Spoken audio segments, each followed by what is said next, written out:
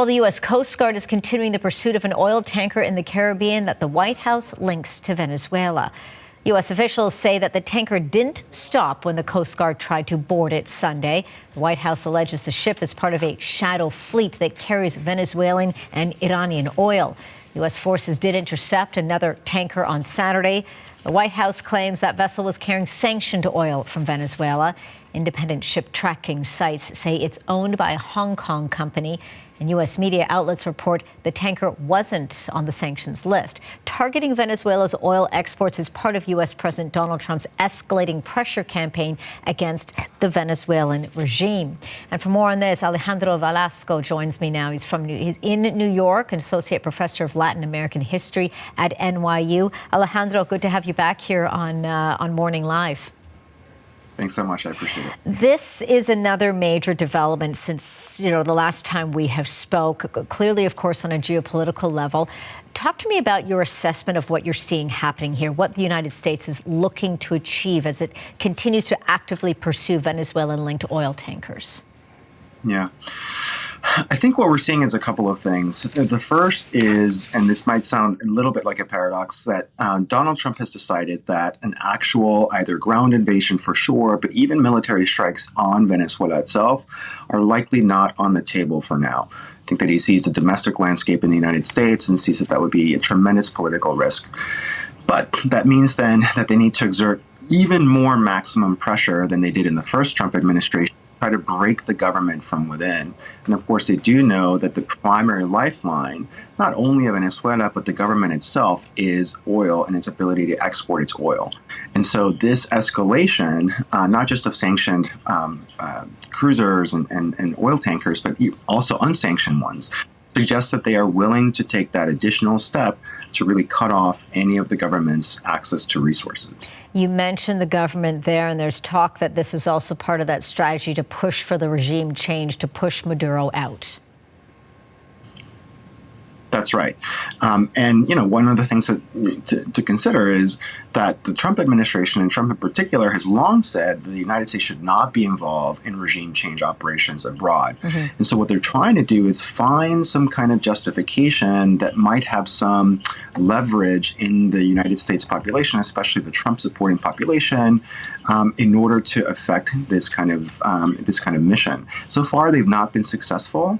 And so this latest attempt to link it, not just specifically to terrorism, but to oil in particular, to say the oil is ours, that we're coming for it, mm-hmm. might have some resonance in the United States in ways that other explanations have not.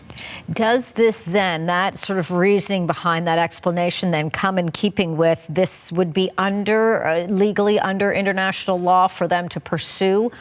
Some would argue a question as to whether it is not. Yeah, in fact, most of the experts around international law, maritime law, mm-hmm. have indicated that this is not really something that, this is exceptional.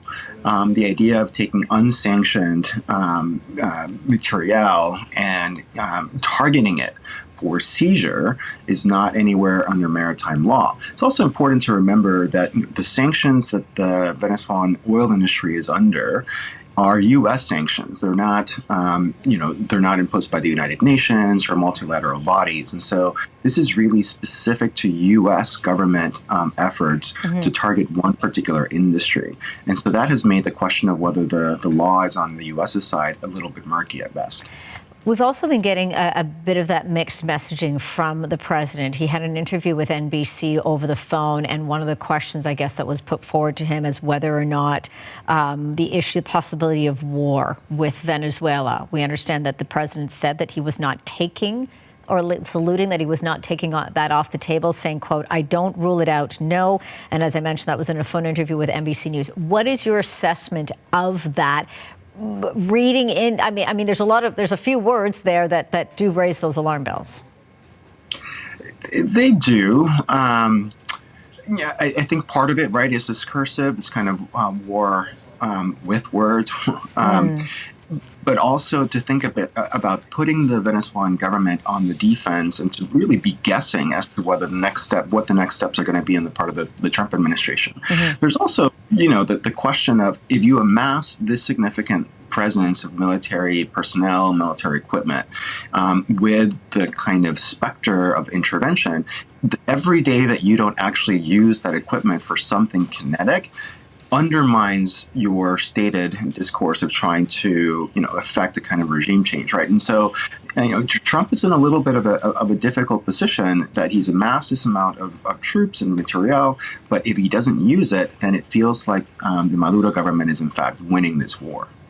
Interesting perspective on all of this as we'll continue to follow and see where things continue to move. Alejandro, really appreciate your analysis on this. Alejandro Velasco, Associate Professor of Latin American History at NYU.